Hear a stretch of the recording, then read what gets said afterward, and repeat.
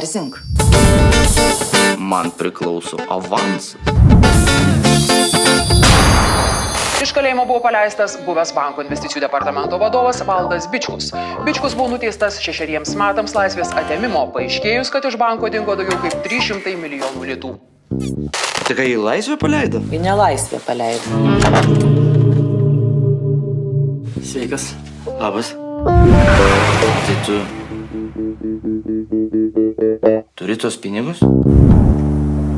Valdai Bičkau, tu čia negyvensi. Tu suvoki, kad mes dėlai viską be garso turim daryti. Šiandien šventiniai pietus, rytoj šventinė vakarienė, o poryt šventiniai pusryčiai į lovą. Laima! Atidarau šitą užuolaidą, pasižiūriu, ogi šitas sisioja ir apžiūrinėja mane. O aš nežiūrėjau. Aš sisiojau, jisai atitraukė užuolaidą ir žiūri mane. Eik, tu fizrukas, kaip gražu. Ne, bet tu supranti, kad vat ta meilė, vat aš nežinau.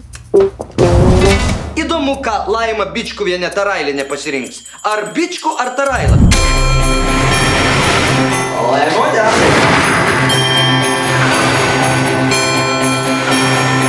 Kad nori pasakyti, kad mano mažas? Ramutė, nei mažas, nei plonas, kas yra?